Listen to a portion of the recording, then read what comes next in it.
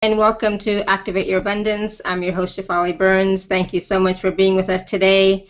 It is going to be a fun call, fun show. I'm so excited to have Galexis on the show with us. So I really should say Ginger, who's channeling Galexis, but you know what I mean. So for those of you who are on the phone lines, you can hit *2 to raise your hand to ask a question, or you can submit questions on the Q&A. All right, so here we go. I'm just going to get started because, like I said, it's going to be a fun call. So for those of you who don't know who Ginger is or who Galexis is, let me just tell you a little bit about Ginger and Galexis. So Ginger Metraux is a channel, energetic healer, medical intuitive, astrologer, spiritual counselor, author, and psychic reader. She is best known for her ability to channel Galexis, a group of non-physical light beings that speak as one through her. Galexis brings you a greater spiritual perspective and amazingly practical insights on living your life more consciously as the divine being you are. Galexis speaks with compassion and unconditional love. Galexis connects you to your empowered, free, and loved self so that you can manifest your uniquely bright and glorious future. And when you connect with the esoteric, greater, and non-physical aspects of you, you can create and empower a grand, mystical, magical, and beautiful life, regardless of your background or your life situations. So listen closely for insights, tips, and wisdom from the beyond that can bring you a unique, happy, and a fulfilled future. I was going to say unfulfilled. No, a fulfilled future. So welcome to the show, Ginger. Hi. It's really great to be here. Yes, thank you so much for being with us again. You were on a couple of months ago on Awaken to Happiness Now, and our audience just loves you. So I was so happy to have you back on Activate Your Abundance, and today we're going to be talking about money magic. So, Ginger, can we just talk a little bit about money magic, and then I guess Galexis will come through, and then we'll take callers' questions, and we'll go from there, right? Okay. Well, of course, for me to answer questions about money magic, it seems it's kind of funny. So, I mean, if you don't mind, I think it'd be just as good for me to go ahead and go into trance and let Galexis answer all the questions you have about money magic and talk about money magic and what it is. Okay, fantastic. Okay, so I'm just going to head on out. All right, thank you. So, I'm waving goodbye to all of you, so I'm just going to head on out, and in a few seconds, Galexis will be with you. Fantastic. So while we're waiting for Galexis to come in, if you submit a question on the Q&A, it's preferable if it's a general question, but if you ask a question live, then yes, we can, Galexis can really tune into your energy and frequency and, really go a bit deeper. So, do what you will. Some people like to be on live and some people like to submit a question on the Q&A, but we will try and make sure we try and get as many as we can, okay? So we're just going to let me know when when you're there, and then we'll get started. All right, we are here. We're Galexis. Oh, wonderful. Thank you, Galexis, for being with us. You're certainly welcome for inviting us. It's always a pleasure to speak with your wonderful group. Oh, thank you. So, Galexis, before we really start talking about the money magic, can you just give a brief little introduction to who you are, because some people may not understand what that means to channel a group of beings from beyond. Can you just talk a little bit about that before we get started into the real meat and juicy part of the show?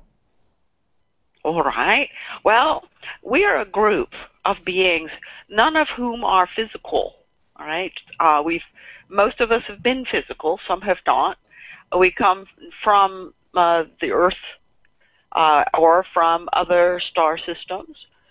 We've come together as a group specifically to help people through this channel of ours named Ginger, and to help her and her husband get a kind of grasp on their life to support them in their spiritual endeavors and their education of spirituality, to really see how it applies moment to moment, day to day in their reality. Because, you know, you can always go to a seminar and so on, and really get tremendously uplifted, and everything is fantastic and the world is great, and yet you can come home and not know how to apply the material that you just learned, right?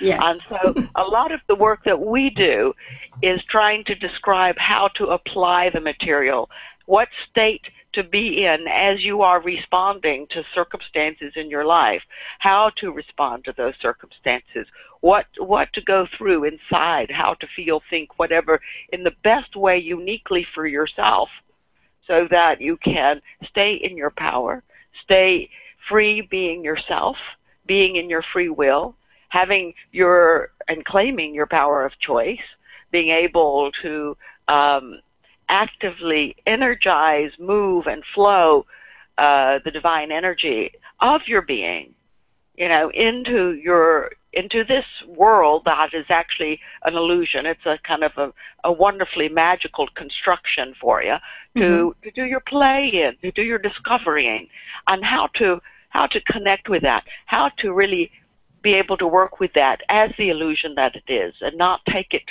as too real, and how to do that. We talk about a lot of working with mind and understanding how you are telling yourself all the time, you know, what's real and what's not, and what's true and what's not, and how you can make choices you've never made before, perhaps, in that mind talk, and to really direct that mind talk so that it creates what you want, so that it brings and attracts and sets the resonance of the reality that you choose. So that's a practical application. That's practical magic. That's practical work, right? But it's applying the spiritual nature of yourself. It's also part of you getting the reflection from this world, reflection of you, so you can see who you are, right? And so we come from all sorts of different places, so that we all bring together our different perspectives into our group. And unlike human beings, when they get together and form a group, they have ego conflicts and clashes, and we don't. Right. We, the group of Galexis, we don't have that type of conflict. We just kind of merge with each other. Now, that doesn't mean that we lose our individuality of our different members, but when we merge together, we form a synergy, and in this synergy, which is that this whole is greater than the sum of the parts, we create this greater energy field, and are able to really distinctly apply our consciousness and focus for the channel and her husband, and for anyone else who is, you know, talking with us or listening to us, on how to really apply your spirituality into the world. That's part of the path of the West. You know, so many people look at spirituality and they think the East. They think India. They think some version of Buddhism or Hinduism or something is where the true spiritual meat, the true spiritual substance lies, right? And we would say, no, the India had its heyday, and it's beautiful to be able to experience the miraculous. India maintained that spiritual memory of who we are and everything for us. But the West is supposed to now pick up the ball and carry it for manifestation. If you notice, in the West, people are obsessed with money. Right? Yes. They're obsessed with having lots of money, because that's their definition of success. And while money is a very narrow and very, very actually minor definition of what success really is, the West is obsessed with that, partly for one reason, is that part of the spiritual destiny for the West.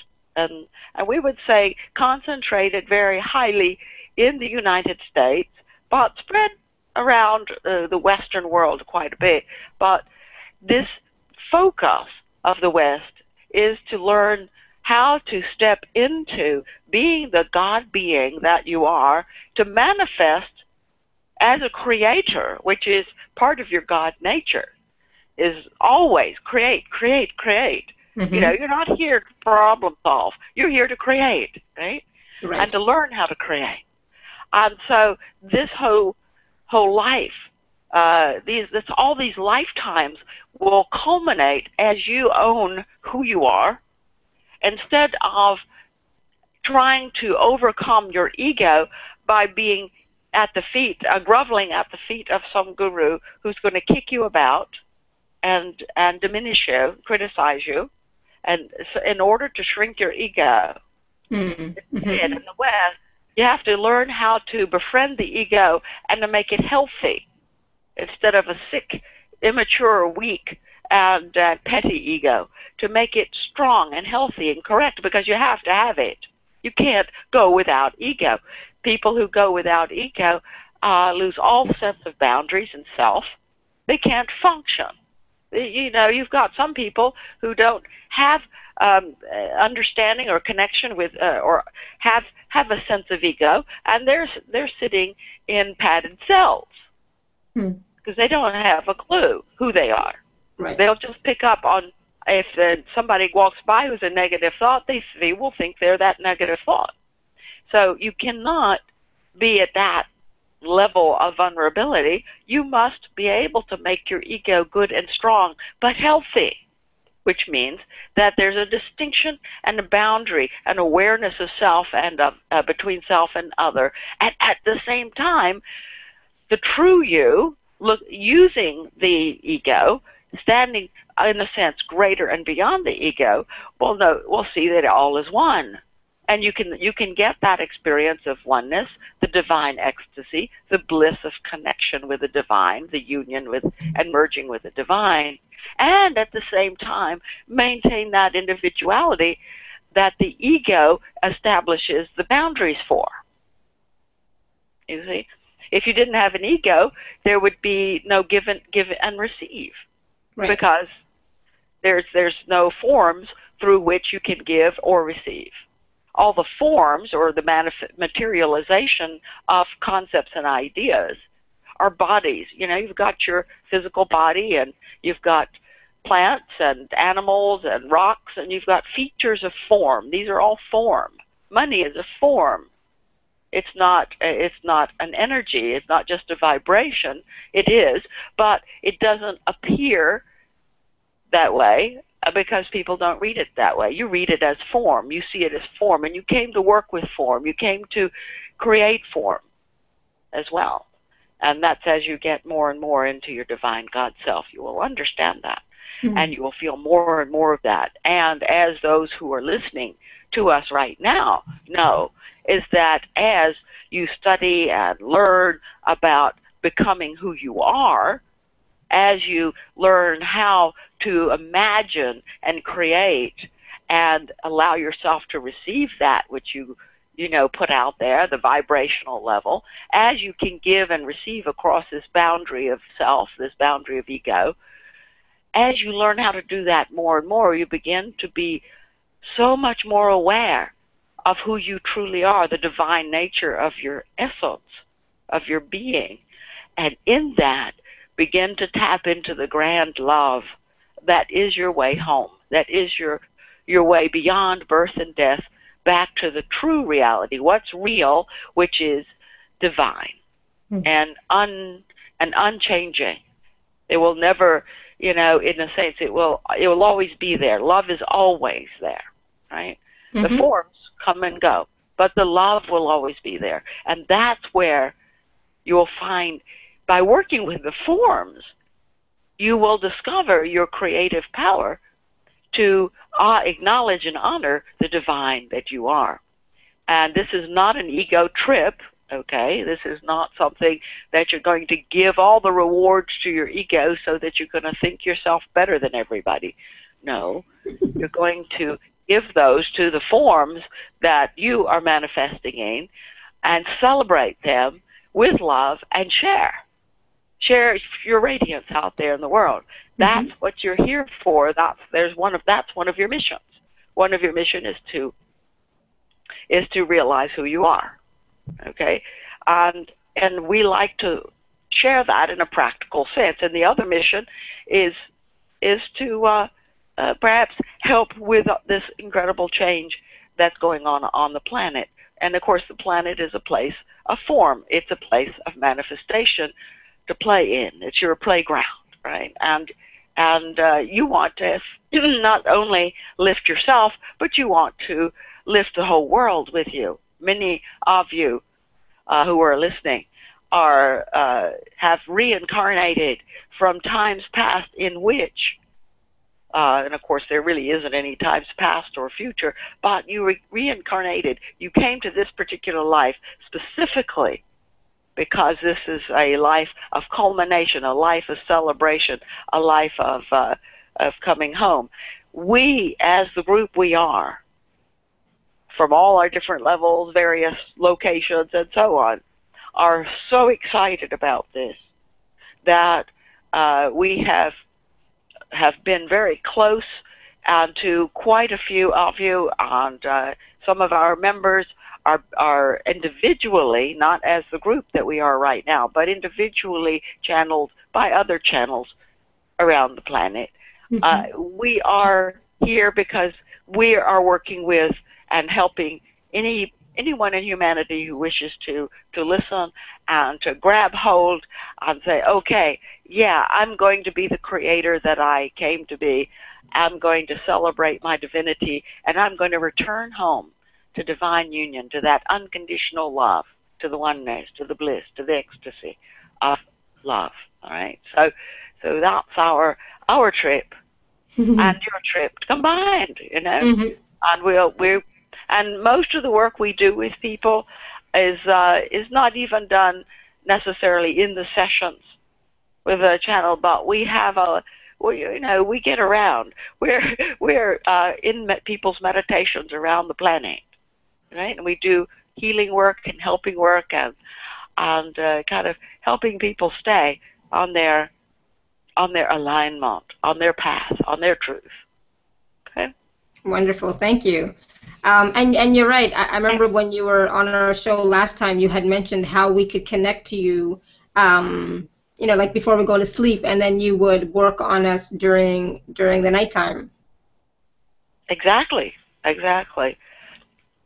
that's what we offer, and to learn how to do that is on the GalexisSpirit.com website, and but it's just simple. You call us in, and we appear as a starry sky initially.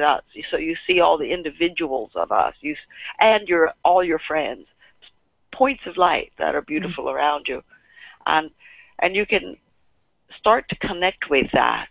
You know, if you notice, if you ever get out sometime in the desert, or it's a cold, crisp night where the sky is absolutely clear and the humidity is low, and you get to look up at the sky, and there's not a cloud up there, and see the Milky Way spread across the sky, see those thousands and thousands of stars.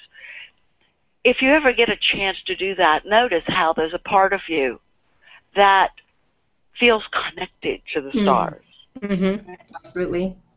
See, all of you have come from the stars.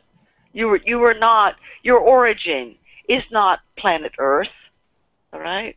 You're not just some kind of, initially a lowly animal kind of like creature that was plunked on the planet and then tweaked in order to be, servants to various manipulative, dominating ET cultures. That's not what happened. Basically, there was problems with that, but we would say that there were ETs who came and said, no, you can't go and mess up these beings that are on the earth. And so they brought with them, these beautiful ETs, brought with them all these souls volunteering to create consciousness, to create amazing evolution of consciousness on this planet.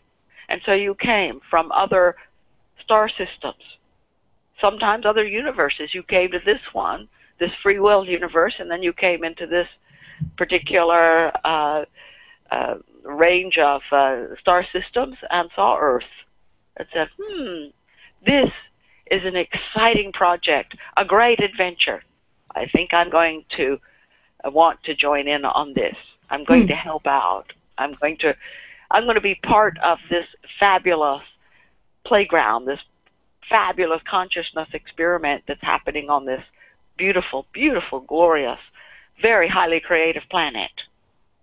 Okay? And as we said before, this planet has probably more individual species than almost anywhere else, any other single body or planet anywhere that is inhabited. Okay? This Earth is just a training ground for creativity. So everybody who loves to create will show up here. You see? Right. So all of you listening, you're creators. You came to be creators. You want to create. You're excited about your creation. Being a creator is being sometimes as close to the divine as you can be.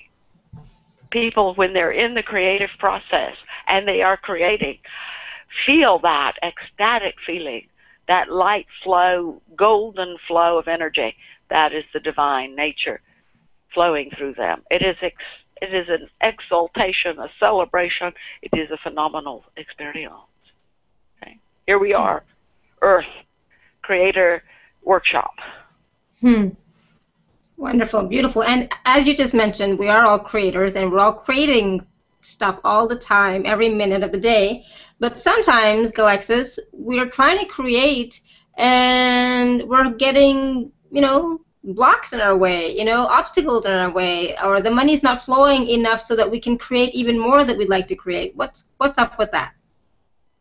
All right. Well, you've been born into a culture that relies on scarcity consciousness as a way to determine who is at top of the hierarchy and who is at the bottom of the hierarchy.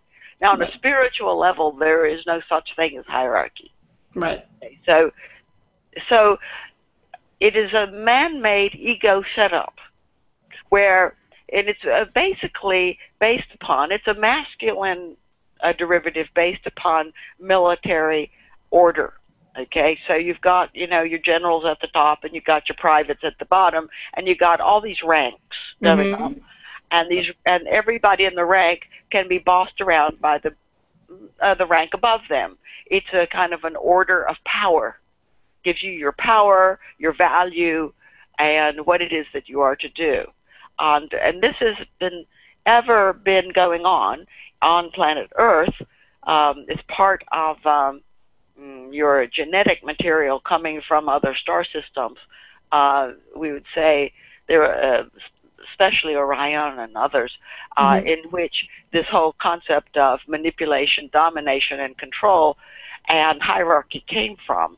But it got imbued into the masculine matrix here in this planet.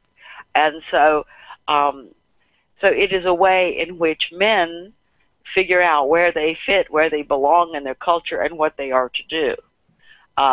Men are more focused on doing, women on being. Now, we're not saying that women cannot do and men cannot be. You were supposed to do both.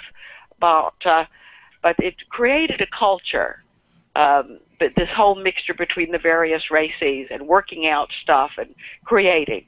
And they created a culture in which, and this came with agriculture, okay, because before that time, maybe there was little skirmishes between tribes for hunting areas, but more than that, the planet was so abundant that, if you're hungry, you just go out and get yourself dinner and you come back.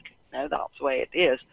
And so with the advent of agriculture, there was food and resources that could be controlled and manipulated, and you could have more food than you needed. So therefore, you could go over and give this food to someone else, and you could control them. Mm-hmm. Just as you control your pets, or you hope to control your pets through food, right? Right. But a lot of people, their pets are not, that may not be otherwise so loyal, but will stay with them and get the idea that they are loved and they're cared for by being fed.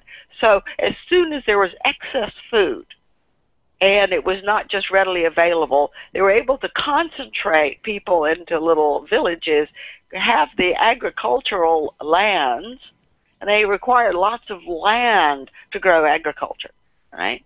And so they had to control the land. They had to control the agriculture. And so this gave rise to all of these controlling systems. You were born in a controlling system where the top dogs are the ones who are controlling the wealth which is no longer just strictly geographical and produce from the fields and so forth, and herds of cattle and so on, but it is now in the form of money. Mm-hmm. And so being in this society, you're born into this society. When you are young, you're powerless, essentially. Right. You have to be taken care of, or you don't make it. You don't grow up.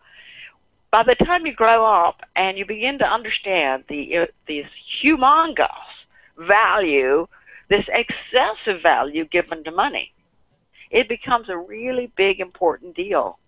And if you remember in adolescence, it was always very clear who were the top dogs, who were the clique leaders, who were the the popular kids and who were the unpopular kids, and who fit where on the social hierarchy. Well, that was the beginning of it.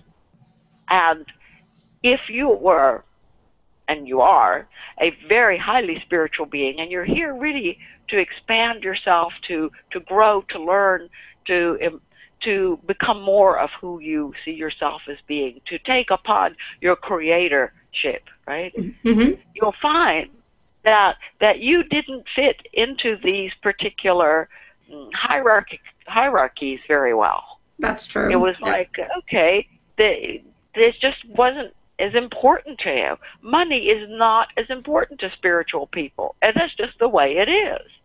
It's not that money is denied spiritual people, even though it appears to be that way, okay? Because money is given to those people who serve the consensus or the mainstream, who serve the social collective, all right? According to the rules, according to the laws set down by the top dogs. Mm-hmm. In other words, if you fit into the hierarchy by following the rules, and the rules are of the level above you, just above you, if you follow those rules just above you, and you're good, and you are patient, and you do your job really well, that you get a chance then to move to the next level. And so there's a lot of people who have thought that on a metaphysical, even spiritual level, that's what we're doing. But actually what's happening is that right now on the planet, those of you who are listening, are those who came incarnated long ago to bring consciousness to this planet. Right. And for the most part, you haven't spent a lot of major time on this planet. Oh yeah, you've had some lifetimes, or you've lived virtual lifetimes so that you know how to function, how the physical plane functions. But to heal this whole paradigm of hierarchy, to heal the paradigm of that's based upon scarcity consciousness, of not enoughness. You came about that. And so your focus all your life has been slightly off, slightly different from the collective, which is basically focused on how do I get into this hierarchy and work my way up. Mm-hmm. Because the higher up I am on the hierarchy, the more money I have, the more love I get, the more attention that is equivalent to love, that more value given to me, et cetera, and then I can have what I want. Right? This whole concept, you see, is actually based upon scarcity, because you can have everything that you want no matter where you fit into the collective. And you can actually not fit into the collective and have the collective follow you rather than you follow behind after the collective. And so that's one of the aspects that we talk about with money magic, is because once you understand that you are the one who sets your value and that this is your reality and you're the center player in your reality, not the top dogs out there, not this culture of scarcity consciousness. That isn't what's real. That was the material that you came to work with, to heal and to change in you first, and then to allow that to change in the world. So if you will look at it a little bit differently, instead of having the adolescent viewpoint that you are not included in this world, in this reality, in the success of the world, and thinking, oh, I'm an outsider and so on, and I've got to try harder to make this money so that I can survive and so that I can participate in this society. Instead, you're going to feel like, well, you know, I chose this, and this is, I want to really understand how this works so that I can change it to be according to how I want it to work. Right. And so it's a different perspective on your reality than coming in and feeling victimized by it, or feeling that I'll never get up there, those hierarchical levels, and I'll never make the money. Oh my gosh, what am I going to do? How can I make some money? How can I survive? What the hierarchy wants you to do, and listen to this, this is extremely important as far as your prosperity and abundance is concerned. What they want you to think, okay, is that you must make the money in order to do what you want to do. In other words, you've got to get the money first, and then you'll be happy, fulfilled, creative. You can do everything you want. Okay? Right. And so that's the way the culture sets it out and sets it up. And it's very teasing, it's very tantalizing, dangling this golden carrot in front of you. However, that's a whole setup from the culture which says, okay, we're going to get you to buy into this culture, to really adhere to it, and to be good little soldiers and stay on your private level and then come up to maybe corporal, and we're gonna get you into the hierarchy, and you're gonna be, you know, a drone for us. Essentially, you're going to work hard, and most of your money is, and your productivity is going to go to the top dog's benefit. Okay? So that's the way it's set up, for the benefit of the people on top. And so that doesn't really relate to you as a spiritual being. That doesn't make any sense to you. So you get trapped by it very, very easily. You don't see through the delusion that that is.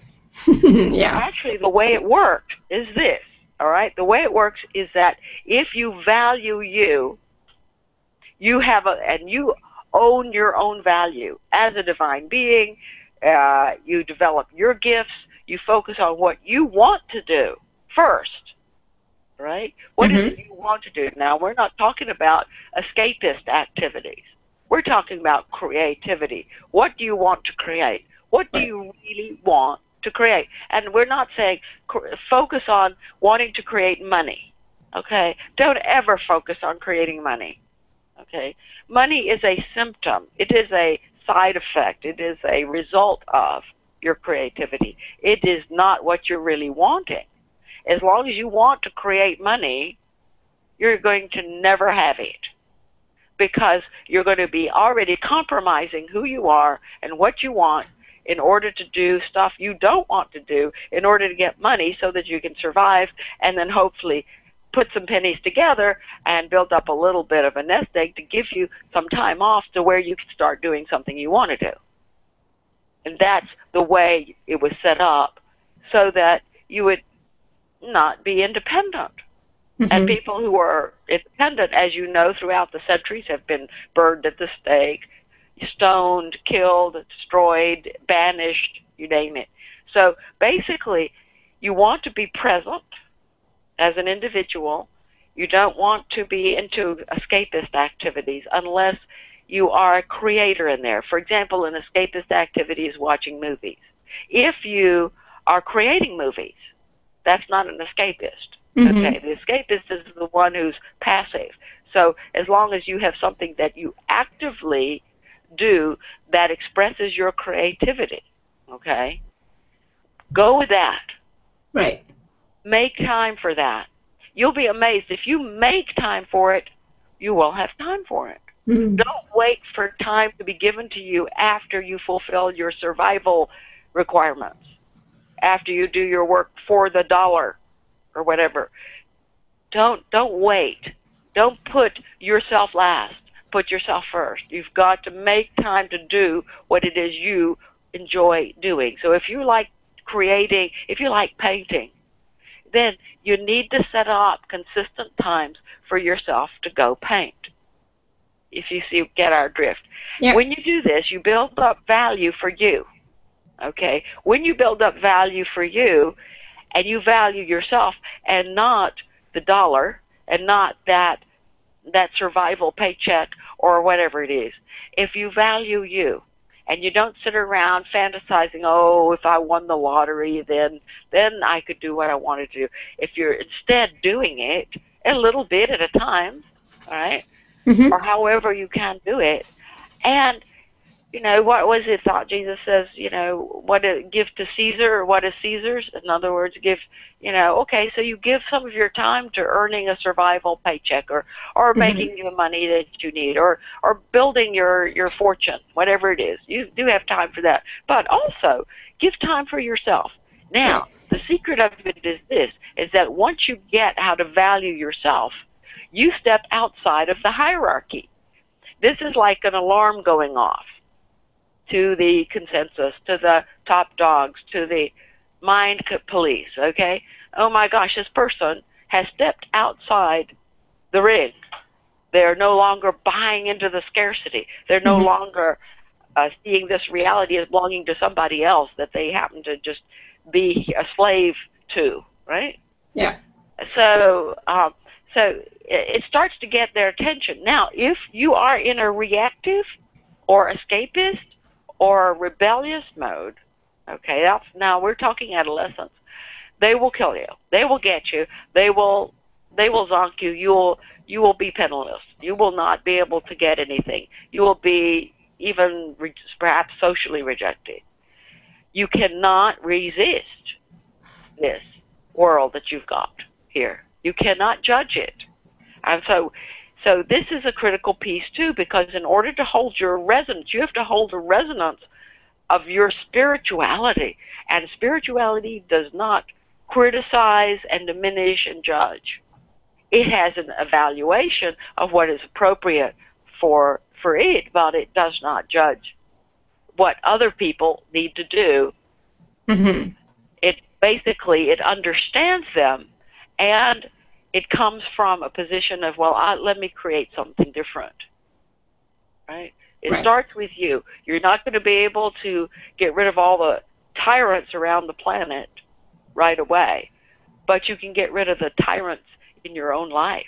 The people who are the petty tyrants who make your life miserable, you can stop that.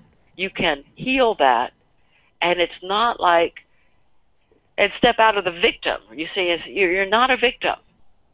But once you start being able to hold your resonance, hold your value, regardless of what the reality says about you, all of a sudden they'll say, well, we cannot get you to belong to us. We cannot own you.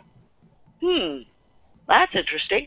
And as soon as you hold your resonance long enough, what you'll find, and this is not very long actually, but when you get to that place of ownership of yourself, of your own divine nature, and you hold that value of you, what happens is that the consensus, the mainstream, the mind thought police, all those, those aspects of the collective will start following you. Okay? You will find you'll start, making money. you'll start being comfortable. It'll be, your financial life will be easier and easier. The opportunities can work for you. Now, again, no escapism and no rebellion. Okay, because as soon as you're there, you're back in your adolescent mind state. And if there isn't someone who's more bought into the system than anybody, it's the adolescent self. The part of you that's still kind of like, do they like me? You know, kind of person. Okay. Wow. So just be aware that this is your opportunity in order to have the abundance and the prosperity. That is your birthright. On a very prosperous and abundant planet, there really is no scarcity per se. Okay, conceptually there isn't. You are living the illusion of it, and you're seeing it, and you're saying, but like Galexis, there are all these species that are becoming endangered and so on. And we understand that's in the form, okay? You have to understand that those are forms, and the forms are the feedback to the energy patterns, okay? And what you want to do is establish new energy patterns. So don't spend your time trying to figure out, what is my obstacle? What is the resistance? What's the problem that keeps me from having money? When it's right here in front of you, this is your spiritual path. It's about you acknowledging who you are.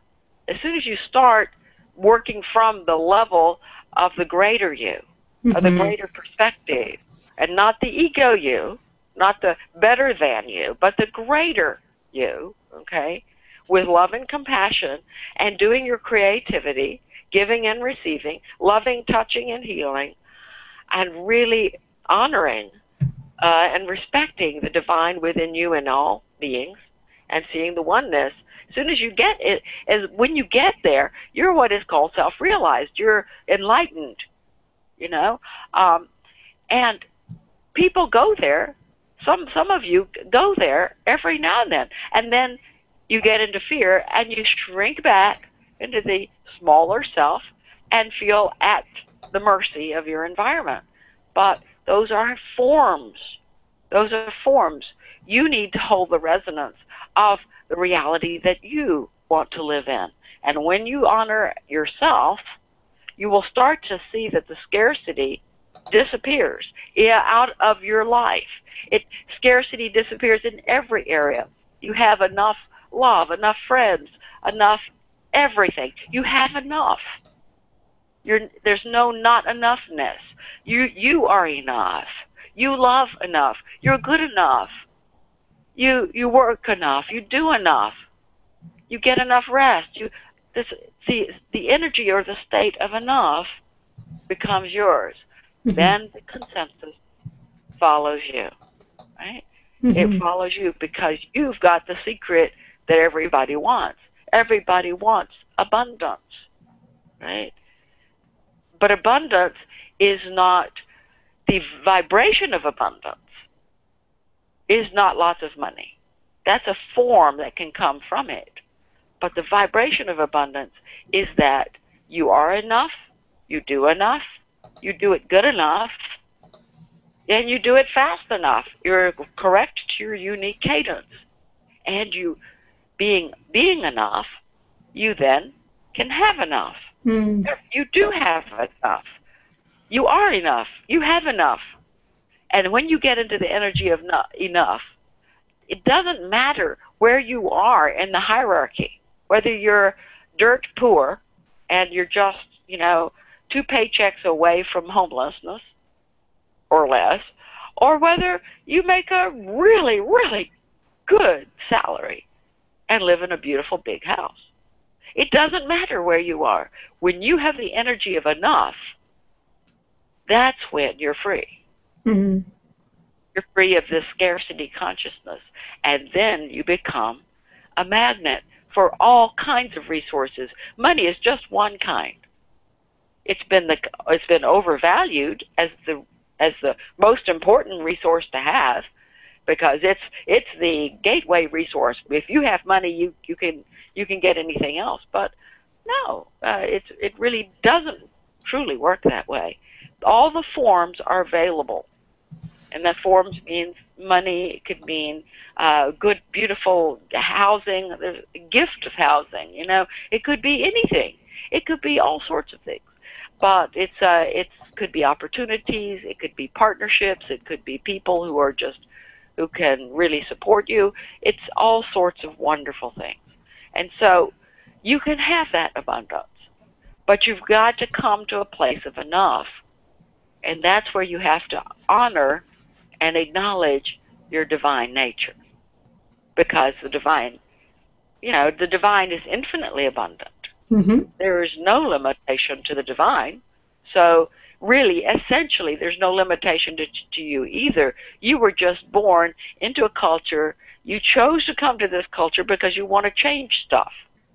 Okay, you want to create something new. That's why you're here now, okay, on the planet. You want to create a new way, a new paradigm, and you are creating it right now. Okay, as of 2012, the old paradigm, the power of the old paradigm is over.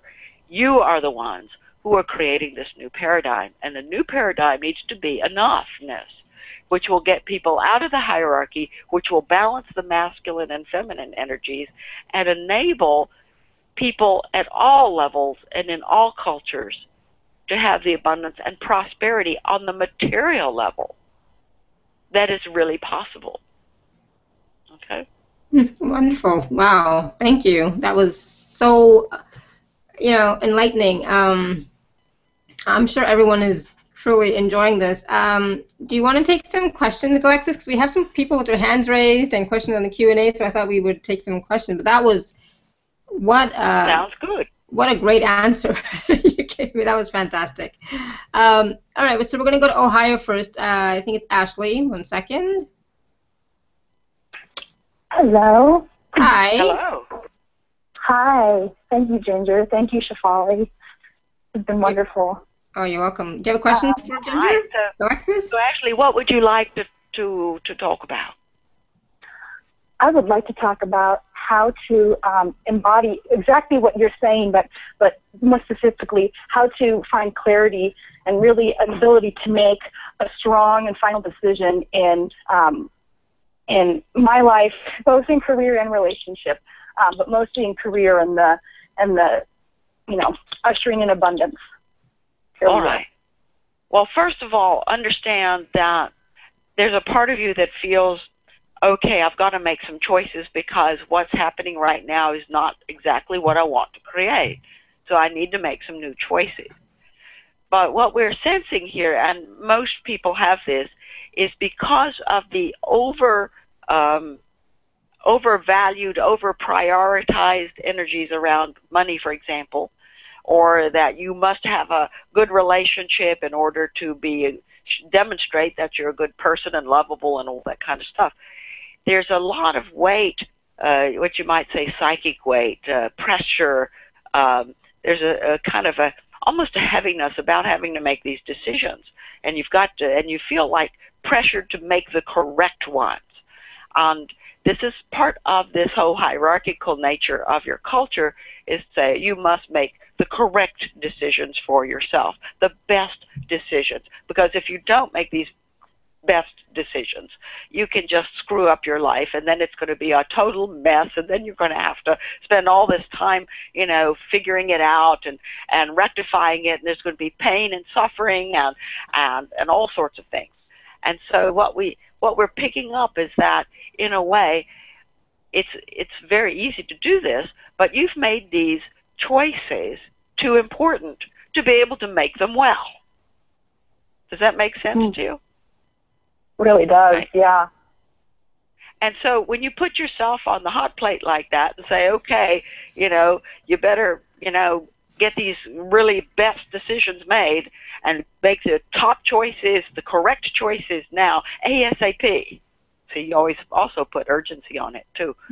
So you create time scarcity and you put yourself under tremendous pressure. If you've ever noticed that when you're under tremendous pressure to make a good decision or do something really well, and there are a lot of people watching, right? It's very, very important. It's much easier to fail. It's much easier to make a mistake. blah, blah, blah, blah, blah. Well, okay, I guess I better do that one. So what your parameters for making these choices will tend to be, well, what choices should I make? And should is the operative word. Should I make in which to fit into this hierarchy the best, and that will be approved of the most, and therefore I think will make my life easier. And you'll start to think that way, even though you know better, even though you know that as an adult human being, as a powerful reality creator, as a light being, having a physical body experience, you need to make choices and decisions based on your truth and what is important for you, for your heart speaking for you. You want to hear your soul. You want to speak to your heart. You want to let your choices not be based on what appears to be the most successful way to do it, but based on what is your truth. What is your way? Now, if you don't know your way, then you have to figure that out. That's something that you always need to look at. That's why people who do divination, for example, astrology and numerology and all these kind of constructs where that you can look at different personalities and different constructs of gifts and talents and abilities and so on, so that you know some of your own resources and get focused on your own value, is really comes into play. So we always recommend that. It's always helpful for you to hear about what your gifts and powers and strengths are, and all. But what's happening here is that really feeling and owning that you're going to make a great choice and not to worry about it, we would say is probably where you need to go, Ashley, right now. You need to relax about that and say, I'm going to be present instead of being concerned about my future so much. Instead of focusing future, I'm going to stay here in the present, and I'm first going to go and feel about who am I becoming in the future? What is this person that I am evolving who is really truly the greater awareness of who I am? You see, all this personal growth is just greater acknowledgement of who you are, of your essence as divine, and really valuing and loving yourself. That's really your path. Your spiritual path is you, right? So what we would recommend, Ashley, for all of you who are like wondering, well, how am I going to make these decisions? And how am I going to, I have this option about this job or this person or that person. And we would suggest, first of all, is to go to the you that is going to have whatever it is that you're wanting to choose. And what you're wanting to choose is prosperity and abundance, love, and creativity. And, for example, in a relationship, what is it you really want in a relationship? It's like you don't want just the form of it. You want the feeling of it. You want the essence of being there. You want someone that to be in a relationship with, that you can work, side by side, cutting up vegetables and be totally happy. You want someone you can work out any kind of disagreement and get clear on any issue and be able to speak freely about anything at any time with, all right? You want someone who can love and support you and put you first, and that you can also put first. And in a sense, instead of both of you being sacrificial lambs to each other, instead you'll find that you'll create safety for both of you, and you will have a relationship based on the safety and of the being who you are, allowing both of you to flower, to flourish, to be the lights that you are, and to have the fun and the joy and the celebration you want too.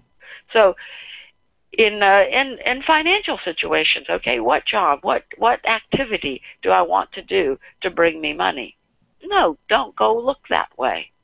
Look at, okay, what is it that I really love, and that if I do something there, I'd have such a good time, and I don't notice the time passing. It's so interesting. Now, some people have said, but Galexis, most of the people have jobs that are just maintenance jobs, like they run gas stations and supermarkets and they have, this and that. They provide, they're car mechanics, whatever. We need lots of that. And definitely we agree you need that. And that's going to be there.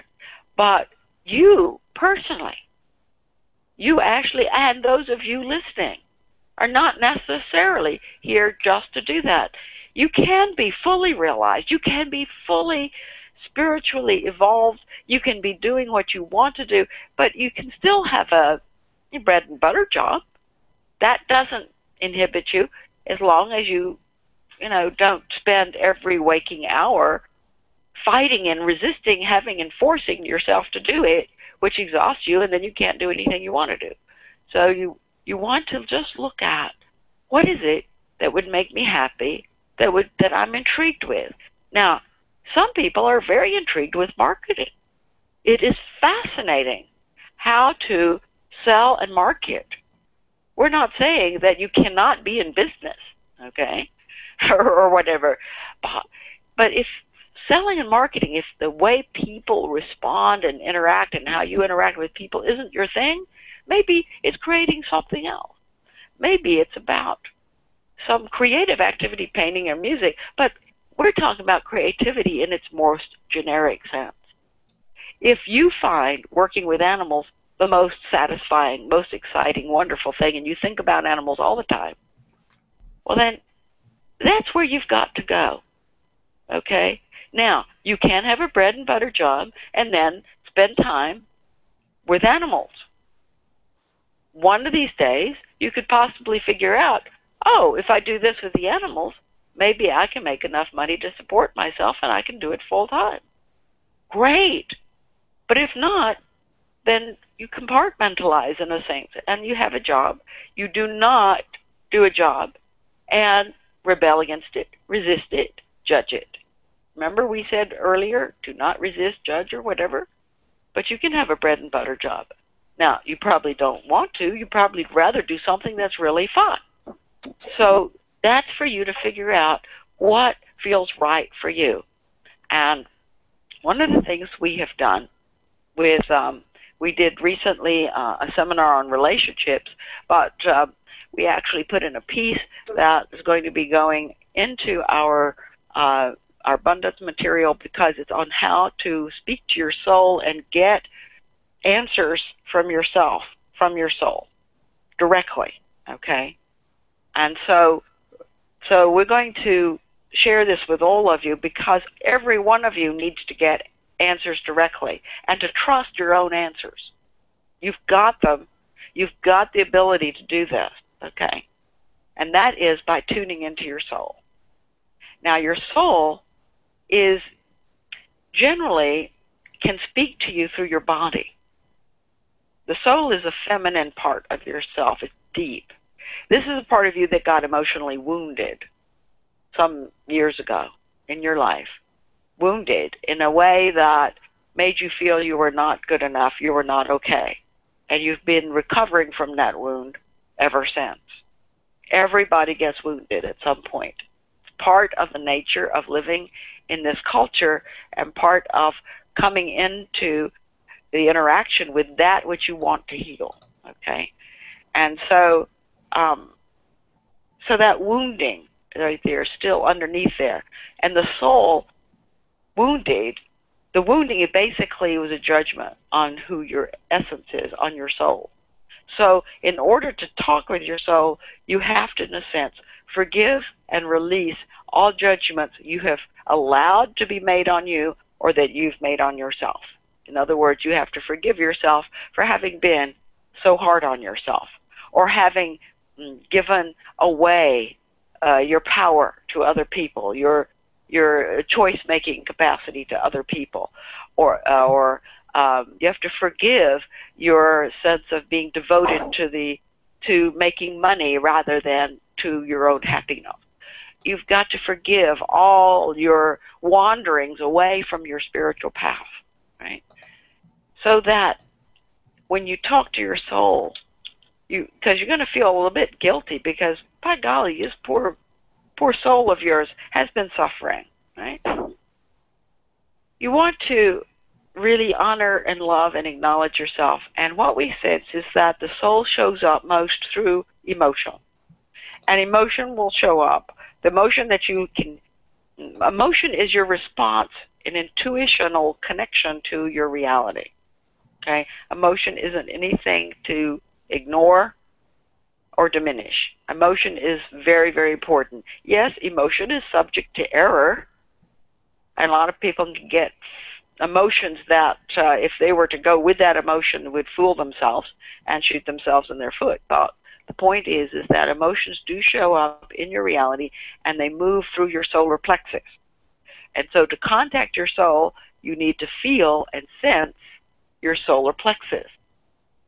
Now, if you are overweight, a lot of that has been a way to buffer the pain, emotional pain of your soul, because it shows through in the stomach area. And so for a lot of people, they get very hungry when the soul feels diminished. And you're in suffering. If like, look at people, when they break up, there they go and eat a bunch of chocolate or whatever as a kind of self-nurturing. It's to feed the soul is actually what you're trying to do, because that's your access point, is right there through the stomach and the intestine. It's where you digest everything, and including mind and emotion as well. But this is where you can contact your soul. So we sense that if you will pay attention to the flow of energy in your solar plexus, when you think about possibilities and look at ideas and feel things through, you will get, you will do this for a while, you will get the responses there. You will be able to read them, and you will get those messages that, okay, you just are all so gung-ho, this is going to make you a whole bunch of money, this multi-level is going to be the top multi-level on the planet, and you better get in on the ground floor now, and da-da-da, and get your positioning, and da-da-da-da-da-da, and you're all excited because this is a great product, and people need it everywhere, and so on and so on, and you've bought into that. And you may not be feeling what's going on in your solar plexus, which is saying, no, there's something wrong. This is something wrong. You're throwing something away. This is a distraction. This is taking you away from yourself. You're going to miss that. Or this person that you're believing, or this person that you're wanting to partner with, who's offering this great, together you're going to do this great deal. You're going to pull this great thing together, this dream together. And the soul is saying, wait a minute, no, there's something not right. There's something not right. You have to listen. The soul does tell you. And if it's a yes, there will be a free and open and free flow in your solar plexus. We're not talking about gambling fever, okay? We're talking about a sense of solid, free, calm in your solar plexus, okay? Now, for those of you, as we said, who are overweight, this weight creates a buffer so you don't feel it as well. So it takes a little bit more work for an overweight person to learn how to feel and sense it. But once you get it, you'll realize it's not really physical anyway. And once you get it, you will see how psychic you become, like, bang, In fact, people who are overweight are more sensitive to these signals, and that's why they put weight on there, most of them. So if you're overweight, know that you may have a disadvantage at first, paying attention to your soul. But you don't have to lose the weight to be able to hear your soul. You will get it, and when you get it, sometimes you'll find you're more talented or more gifted than people who are thinner. So there's an advantage later on, perhaps. But pay attention to what's going on in your solar plexus and let it give you your feedback. If you feel too much fear, you're not going to get a message from your soul. If you feel too excited about something, you're not going to get a message. If you're just totally enraptured in an idea, you're not going to get your sense from soul. So you have to get really quiet in your own personal space and really feel there. And you will get those answers that are true to you. And you'll get those answers piece by piece. Now, if you can do that, and you can go in meditation and visit the person that you're becoming 6 months to a year in the future, and just sit with that person and feel the energy, feel the vibrations, feel the peace, feel the connection with soul, feel the knowing of the self, feel the confidence in that knowing, feel the capacity of love for self as well as for others. Feel the anticipation and expectation that positive and wonderful things are going to happen in the world of form, in that materialized world out there, coming to you, to anticipate and expect and assume that magic is yours, that there will be a flow for you, that you have tremendous abundance ready and waiting for you. Okay, can you, in your imagination, step into that self and be that self? Right? If you can do that in kind of meditation, you are expanding your vibrational resonance field, right? And when you do that, the opportunities that are attracted to you, the level of people that you can work with raises significantly. Okay, so between those two things, Ashley, you're going to be able to find your way and make your choices really in a very relaxed way. Do not push yourself. Do not try to do it quickly. Don't even think that there is one correct way at all. There are many. And also realize, when you're a creative person, if you've ever had a real major streak of creativity in your life or done something like painting and art or music or whatever, there's lots of mistakes made.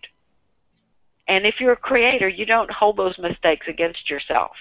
You just say, that wasn't what I was hearing in my head as my music. That wasn't what I was seeing that I wanted to put down. So let me go back to what I'm dreaming, what I'm envisioning, what I'm wanting, what I'm creating. And so focusing on what you create, and really let all those little mistakes and let those failures go, because if you are concerned about making mistakes, losing time, quote unquote, from making the wrong choices and making errors and judgment and suffering from that, if you have a fear of that, you're under too much of pressure of perfection. And once again, you're going to paralyze yourself. It's going to be even more difficult for you to make those decisions. It's going to be too big. They're too important, right? So take all the pressure off of yourself. Okay, first of all, take it all off. Know that you didn't come here to live on the street and eat out of garbage cans, okay? You did not come to do that. You're not that person. You're not going to be some reject of society, homeless and ill, wandering the streets. No, you didn't come for that. You know that. And so know that you're going to be provided for. One way or another, you're going to have enough. Remember, remind yourself, I'm going to have enough. And if you can actually look around you and say, I have enough now, you're going to move forward really fast. Okay? If you have enough, then the pressure to make the right choice, find the right person, find the right work, blah, blah, blah, will be lifted off of you. And voila, more likely than not, then you can find the right person and the right work and the right experience for you. That's unique for you. But when you take the pressure off, it makes it just heck of a lot easier. And that's part of why we talk about our job is to try to suggest to you ways that you can apply your spirituality and see if you do these couple of things. Listen to your soul speak. If the soul says, no, wait, something's not right, then you want to sit around and think, well, okay, what am I really perceiving here? What needs do I need more information? Do I you know, whatever. And so you have to, like, really learn how to work with your soul. But you can do it. It doesn't take long because everybody already does to a certain extent. A lot of times you will notice you will make decisions and you'll be ignoring your truth, and you know you shouldn't be making that decision, but you just want to so bad. Recognize that. And recognize, okay, so you're going to go off your track for a while. You're going to make a mistake, and then you're going to have to forgive yourself and then come back onto track. Okay. All right. Don't be hard on yourself. Laugh about it. It's actually kind of funny, right? Okay? Mm-hmm. And if you What don't do you take think? yourself seriously, right. If you don't take yourself seriously, think about how much better your choices and decisions are going to be. Okay? Mm-hmm. Mm-hmm. You're not at high risk. All right? Mm-hmm. Wonderful, Because thank you. yes, you do have some big choices to make, but you're growing so fast, Ashley. And many of you listening in have noticed that you're not the same person you were just a few months ago. It's like, whoa, what is this? What is all this changes going on inside? Well, that's part of this templating, this new templating that you're doing. You're figuring out your new reality now, and it's not like your old reality at all. So that's why it's a little bit strange. But don't worry about it. It's what's normal right now. Mm-hmm. Okay. Thank you. Good. All right, you're welcome. Thank you, Ashley. That was a great In a way, question. we apologize for having given a long answer, but we know that a lot of you are going through this too right now. Right now on the planet is a lot of decision-making that's going on. Tremendous amount. Now, we learned a lot. Thank you. That was wonderful. All right. Thank you, Ashley. Thank you. Yes, thank you, Ashley. Very good question. Mm-hmm. And then we're going to go to, I think it's Omaha, Nebraska, area code 402. Hi, can you hear me? Yes, we can. Yes, hello. Hi, this is Gabrielle. I have a question about when I wake up, I feel my sense tense. When I go to sleep, I feel my sense tense. And I try very hard to relax, and the minute I relax and I become aware, I'm tense again. I wonder if you can help me with that, and maybe that helps others too. I don't know, but. All right. Well, that's very important that you realize this. This is really fabulous that you realize it, because now that you can realize it, you're starting to, deliberately relax yourself, and find that as soon as you stop deliberately relaxing yourself, stop deliberately relaxing yourself, whoop, there you are, tense again. All right, so we would say that is an imprint that you were given of fear, and this came to you in childhood. And you've been fearful since childhood. You don't feel safe, and you just don't feel safe in your reality. And so what this tension is what we call it is eternal vigilance. Your body is continuously in what they call it the fight, flight, or freeze mode, okay? This is in your physical body affecting your body chemistry. And your body chemistry has shifted so that you are continuously in this state. And that means that your adrenals are continuously putting out adrenaline. They're really working hard. Your hypothalamus, that's in your brain, is basically looking and looking and looking and scanning and scanning and scanning to see what's wrong, right? Anticipating that there's something wrong or something scary or something threatening, because they're the watchdog. So they're the watchdog. And what this means is that you're not getting good rest and sleep. You're not getting good repair of your body, and your body is, when your body shifts into fight, flight, or freeze mode, what it tends to do is pull energy away from the digestive system, okay? So what happens is that you have some digestive issues. Are you aware of those?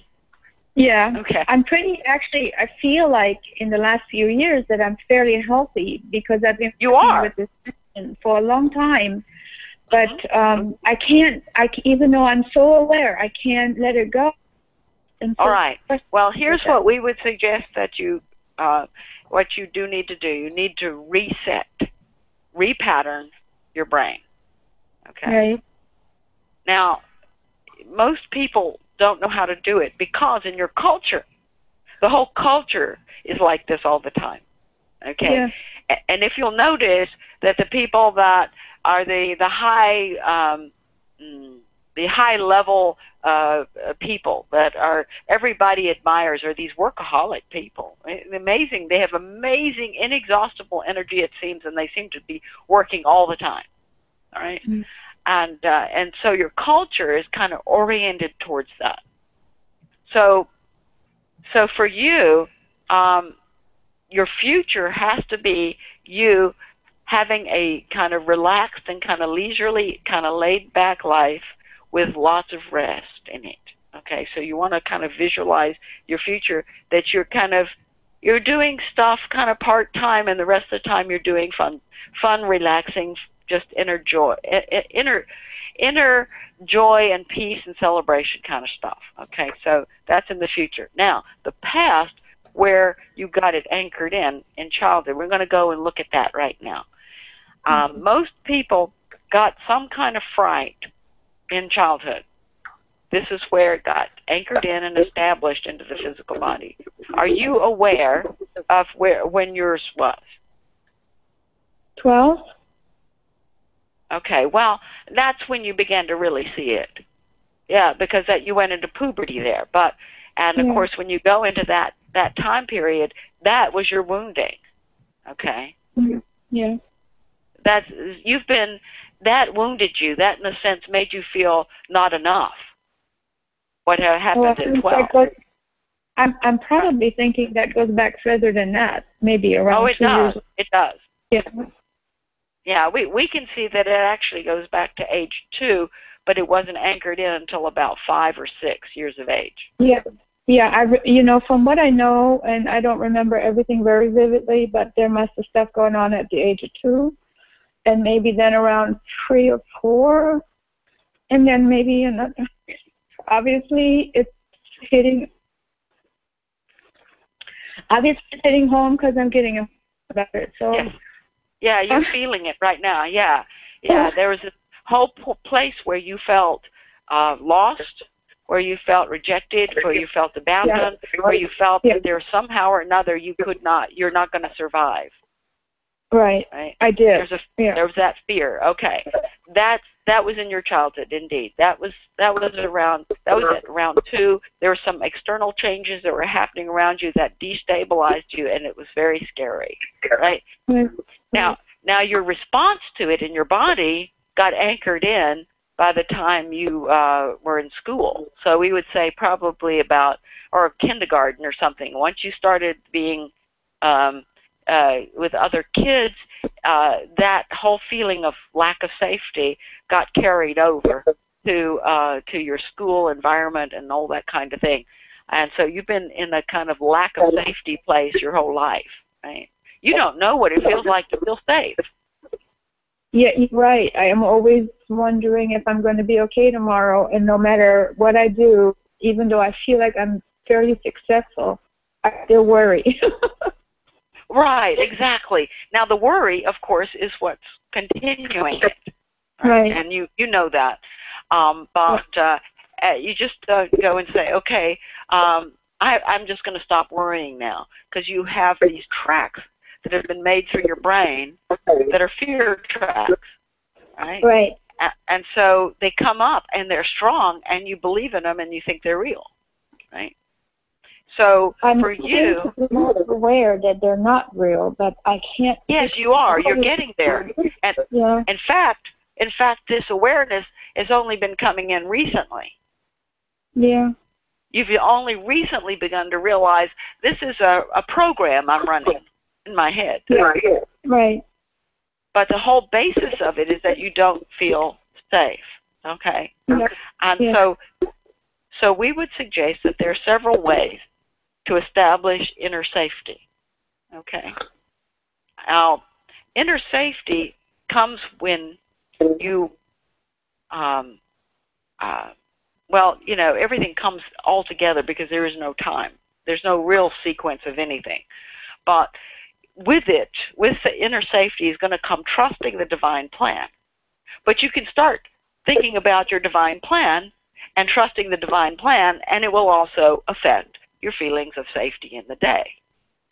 Right? But that connects to my feeling of not trusting myself, too. Of course, you don't trust yourself. Well, a lot of the decisions and choices that you made and the expression of yourself that you had as a child, you got shut down. You know, yeah. you realize that for survival you're going to have to be somebody other than who you seemed to be. Right? So because we would say that you have your will, your energy, your physicality was very dynamic as a small child. All right? Yes.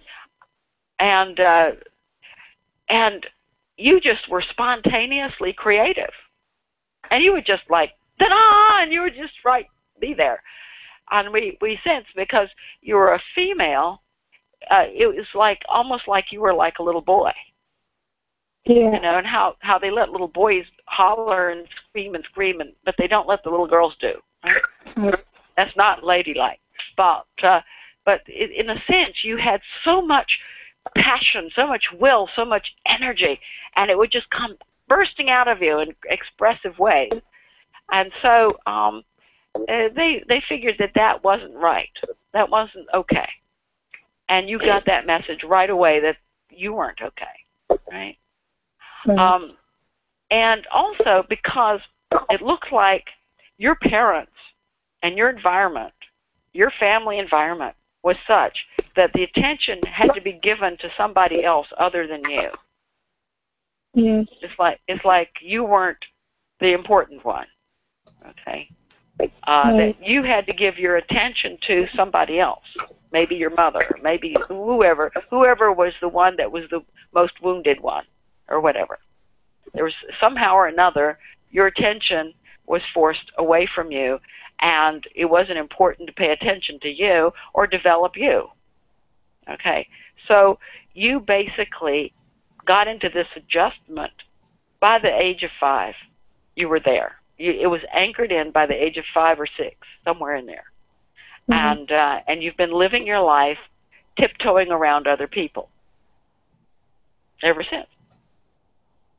You know, you don't want to be in the line of fire, so you kind of tiptoe around. You try to be nice, try to placate if you can, whatever you need to do to feel a little bit safer. So the first thing to do is to recognize that you chose to come into the physical plane, you chose to come into a physical body, into an experience, and you chose to look at and work with themes while you were here.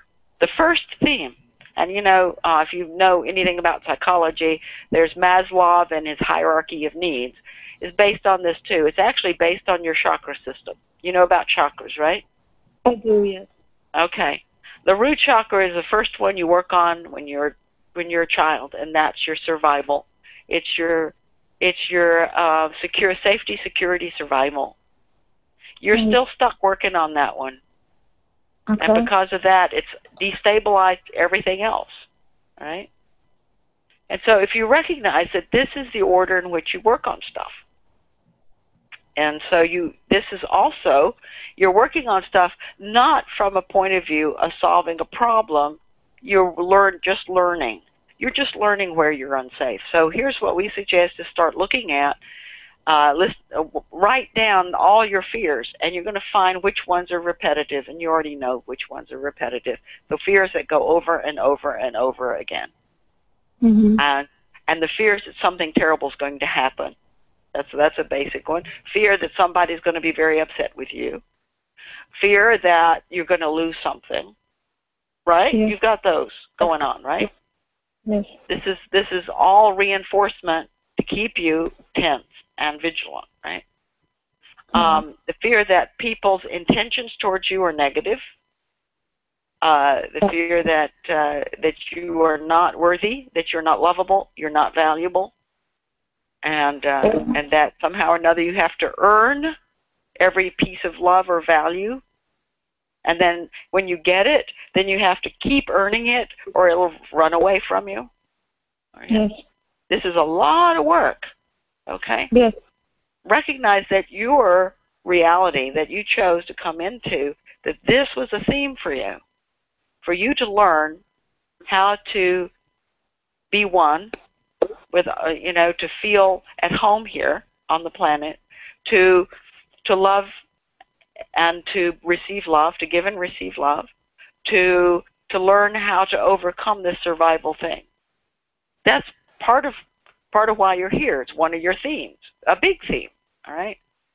So if you can see it, that's just part of one of your themes you want to work with is creating safety. You will notice that you have an ability to create safety for other people.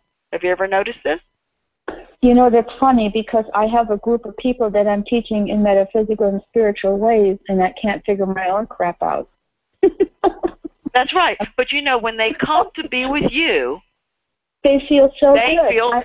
They feel good. They feel safe. Why? Because you understand safety and security. You really do. Yes. And you know how to do it in such a way that they don't feel threatened, they don't feel stressed, they don't worry. Right? You can do it for other people, all right? So you already know. Yeah, you already know how to do it. Yes. You just have to give yourself permission to start doing it for you. Right. Okay? So how do you do it for other people? In metaphysically, you look at your students, for example, and you love them. Oh, yeah. You just appreciate them. You just love them. You just see the precious divine nature in them. You just want so much for them to be happy, for them to be successful. Right? Right. Okay. And do that for yourself every day. Mm-hmm. Absolutely. Okay. This is the anchor for your safety and security, okay? And it's what you came to do. You came to learn about this for yourself, all right? Now, what this also is going to require, dear one, is for you to get connected with some guides. Do you have some good connection with your higher self or a particular spirit guide of any sort? I feel that I get my energy and my information that I teach through them. So I don't know what is the right way or the wrong way. I just go with the flow and let it unfold as it happens when I teach. So I think there you go. Now look at all the safety, security there. You trust. You trust what comes out, don't you? I do, yes. All right. Okay. It's never wrong, really. That's correct. Absolutely. Absolutely. So, in your mind, think about what state you get in when you teach, okay, and how you step into and create that for them. You create safety, security for them. You're actually, at the time you're teaching, you're in safety, security yourself. Right. If you could just pause in the middle and pay attention to your body, you would see that there'd be some tension in your body, but it wouldn't be the usual tension. It would be excitement. Yeah. Okay, and excitement will manifest as tension too. But it'll be exciting tension. It'll feel good, right, in your body. Right. Energy will be moving in your body, right? So we would suggest that deliberately to love and nourish and just see the preciousness of yourself. And the way you can do this is, number one, do a little meditation where you go visit you at age 2. Right. Okay. And there she is, all scared, feeling abandoned and lost, and feeling this heaviness of the culture in which you were born. There's a heaviness in it. Serious. Yeah. Oh, so serious. All right? Serious, heavy energy. And just to feel that for her, and then wrap her in your arms and hold her and love her and say, you're safe now. Yes. Okay? And you do that for your 5 or 6-year-old for a little while. When you go to bed at night, hug one or the other of them. Hug your infant. You know, bring in your infant self, the self that's lying there crying because she wants to be picked up and held. All right, so hold her, and just go to sleep with her in your arms, in your imagination. Okay, if you'll just every night do that, hold one of your child selves, either the infant, the 2-year-old, or the 6-year-old. After a while, and it does take time, and please be patient with yourself. Love yourself. Be patient with yourself. You have not been patient with yourself, and that you get yourself so stuck when you're not patient with yourself. Basically, you get angry at yourself for not being able to change and step into the divine level that you want to be, and you know you are, and everything. You get really annoyed at the lower you, the lesser you, right? And so you end up judging yourself. That's not cool. So what you want to do is to really work with all these, go through your life and look at the critical years in which you suffered in some kind of setback, or had some major stress, and then go back and love all of those selves one at a time in meditations. And just any time that you're like sitting in traffic, for example, you can always bring in one of your inner children selves, some age that you feel is probably appropriate, and have her sit in the passenger seat next to you, and you just send love to her and just love her and talk to her and get her happy. You know, you can do it anytime. Okay? Okay. Now, when you start doing this, you're going to find that this melts the tension. This starts melting the tension. And when you walk, pay attention to how your body feels. Learn how to walk without the tension. Okay? Just see how relaxed you can be, and see how you can walk, how relaxed you can, you know, and just kind of start putting that into your life, because when you start to really own who you are, that beauty, that love that you have, that light that you are, if you can kind of really get that, you start to feel safe, right? Okay. And you start to relax. And you start to feel more love for other people, and you start to anticipate and expect more positive things to happen in your life. Okay? Most of the negative things that happen in your life, or when you say mediocre things that happen in your life, are happening despite, you know, you're going into mental fear loops. That's what's creating them. Okay. So anytime you start having a fear loop, okay, what self is really scared? Oh, that's my 27-year-old. She was the one that separated or moved and blah, blah, blah, and had to start all over and whatever. Okay, well then hug that 27-year-old and love her. See, if you can do that, you neutralize that fear. Right. Okay, and recognize the body is slow. You're in time, okay, which is an illusory state that draws things out so that you can look at them in detail, all right? So essentially, it will take some time before the body starts to get it as habit. Yes.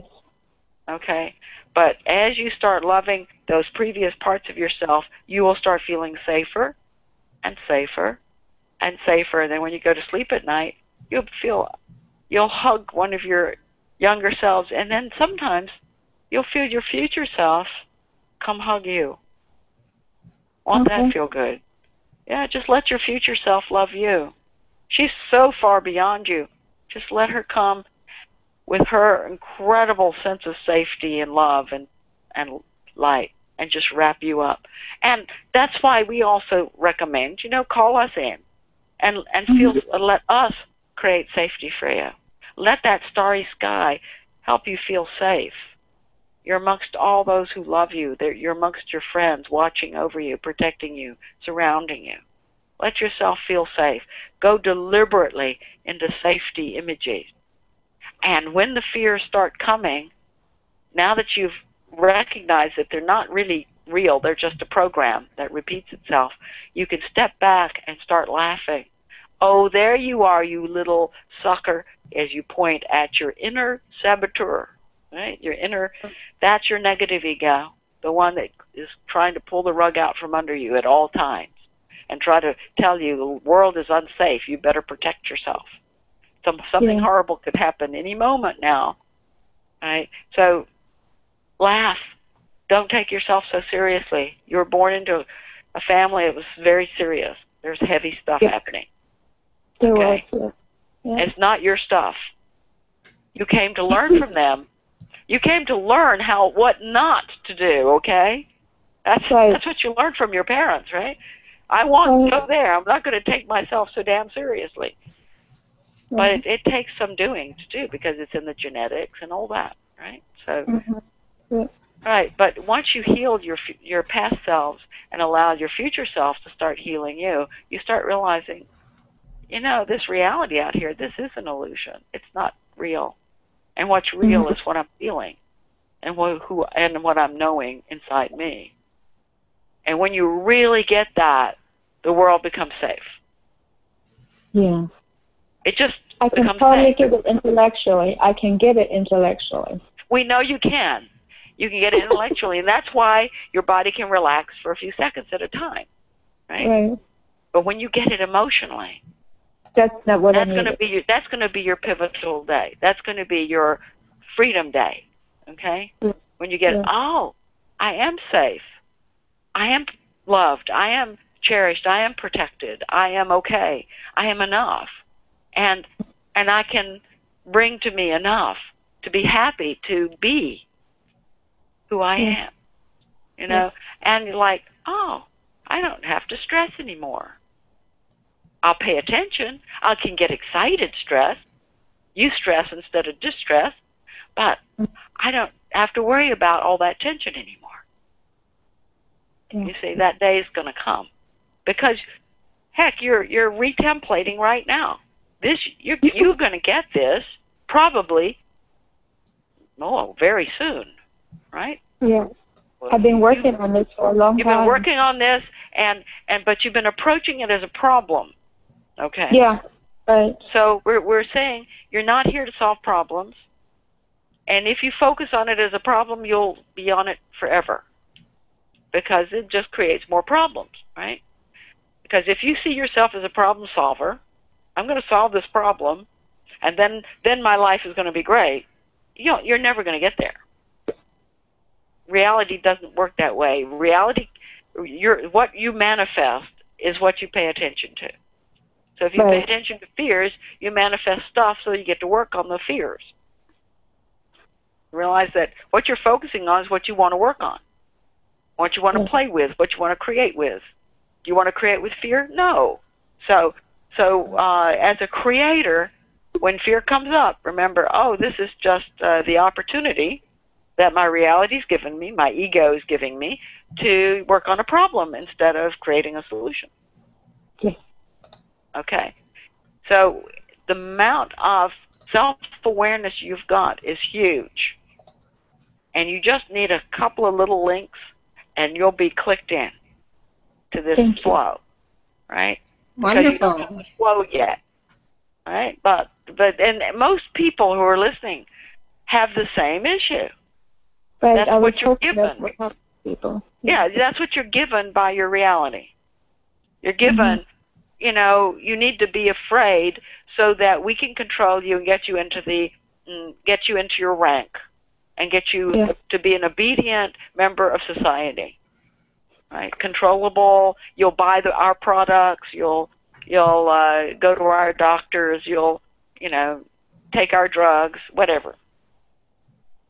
So you're practicing to be quite the individualist, and you will return to that incredible, expressive body that wanted to dance when you were little. Okay? That's coming. All right. Wonderful. You're welcome, dear one. Thank you. Great question. Cut her off by accident. Sorry. Thank you. That was a great question and great wisdom from you, Galexis. That was so helpful. We're actually running really, we're short on time now, but I really want to talk about the special offer because it's totally different than what we had in the past. So can we talk about that for a few minutes? Oh, absolutely.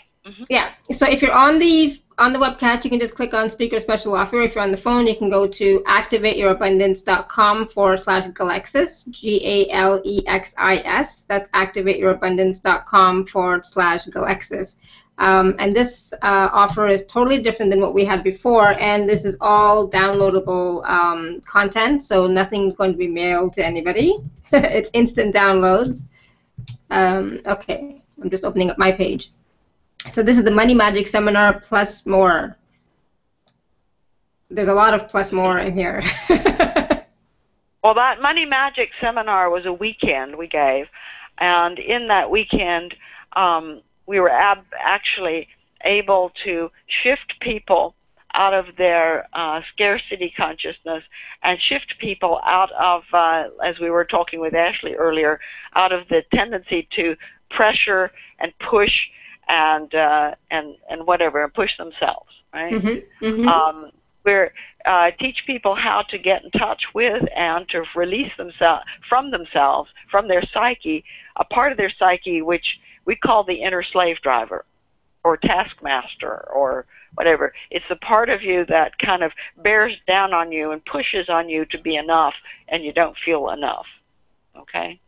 And so we released that in the Money Magic Seminar. We open up the receiving room. Everyone has a receiving room. Oh. That's your capacity to receive and the way that you receive that's unique to you.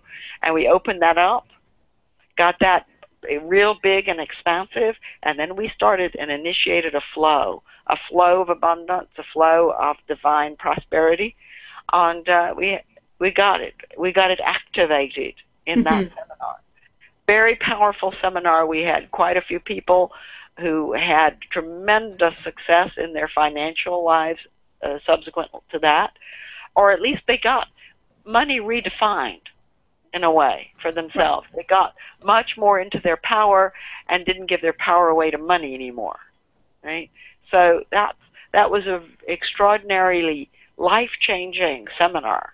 Now, that for the first time is now available in a package as a sound file, so that you can listen to it, so you can get it right away. You'll get it right away, and you'll be able to listen to it.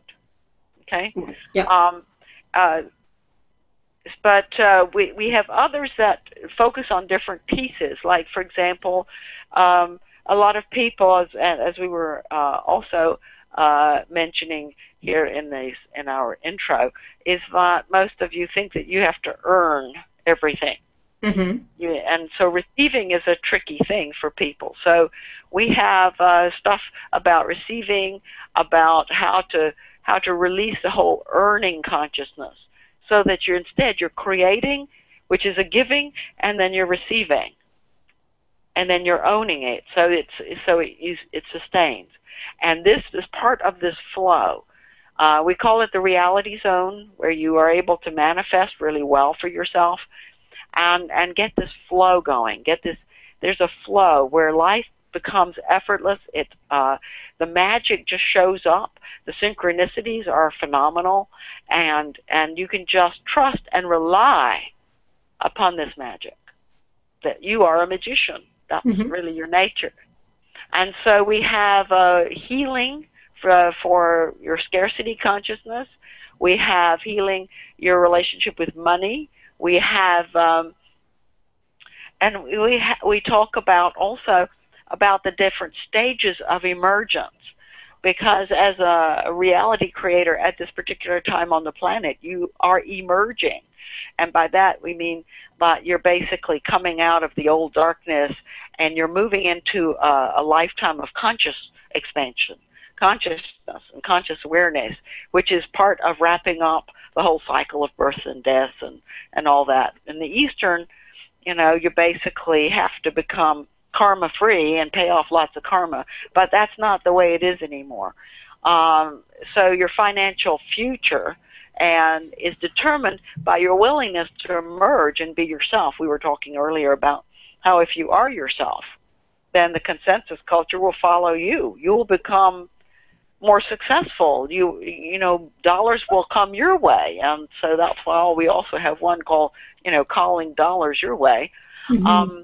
And also the essentials of magic, so that you know how to create the magic, you know how to watch for it, you know how to recognize it when it shows up, and you know how to keep it going.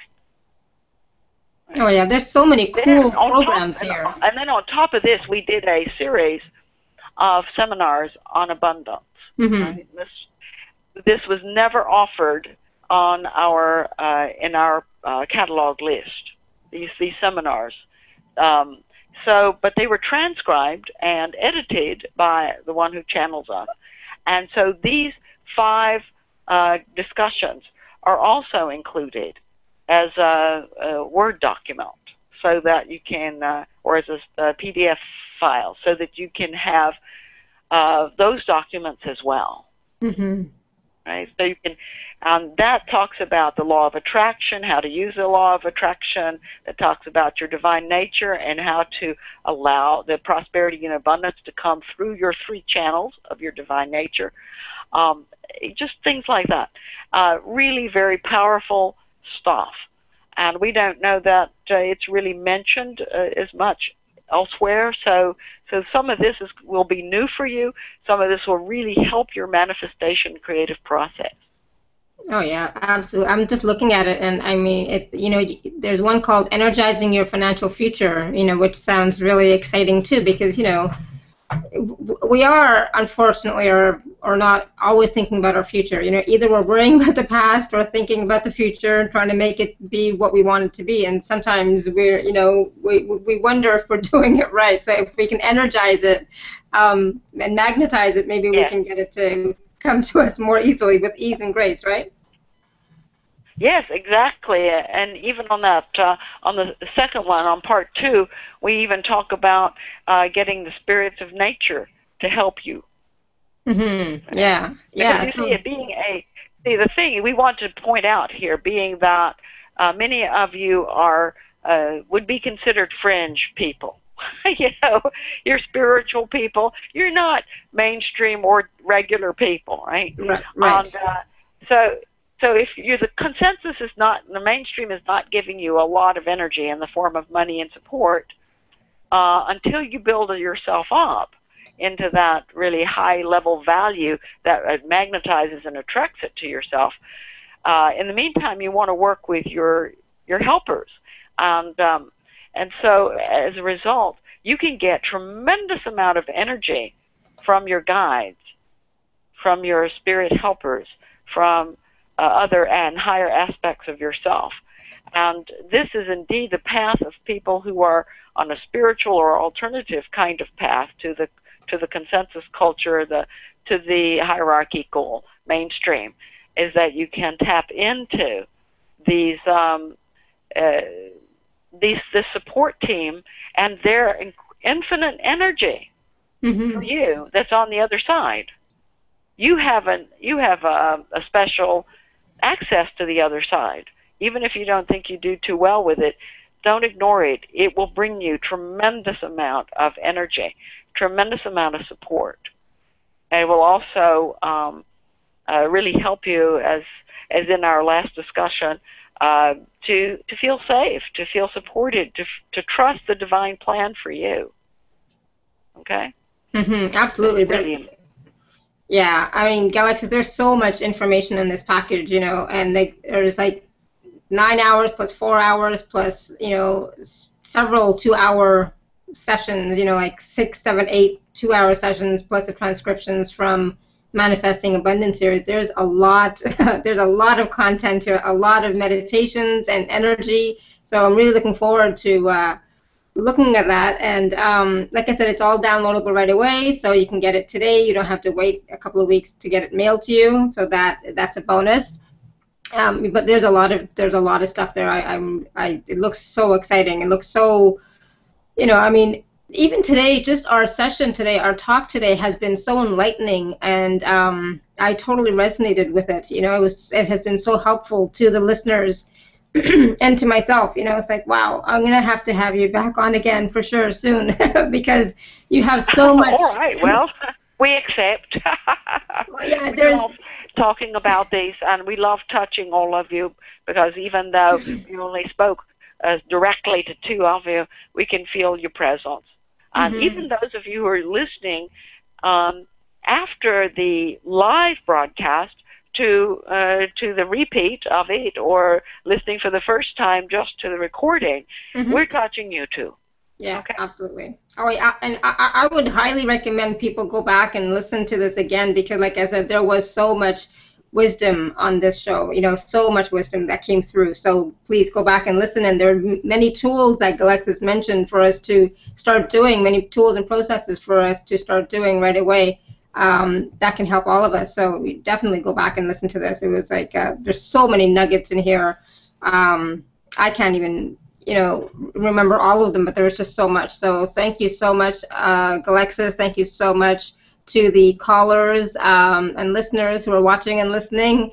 Thank you, thank you. It has been wonderful, and your energy is what makes it so, resonant. And we're so present with this energy with Galexis. It's so beautiful. Thank you. And call us in at night when you go to bed. All right. We will be with you. We will bring the stars, the starry sky to you. Wonderful. Yes, thank you. That's a great reminder. Definitely call in Galexis at night before you go to sleep and ask Galexis to work on you or be with you and send you healing, love, and light, and you'll feel it for sure. All right, wonderful. Thank you, everyone. Is Ginger back?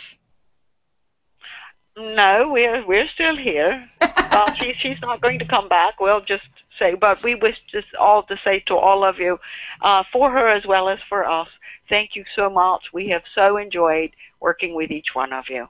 Farewell. Wonderful. Thank you, and thank you, everyone, and continue to live a life filled with joy, peace, love, and abundance. Ciao for now.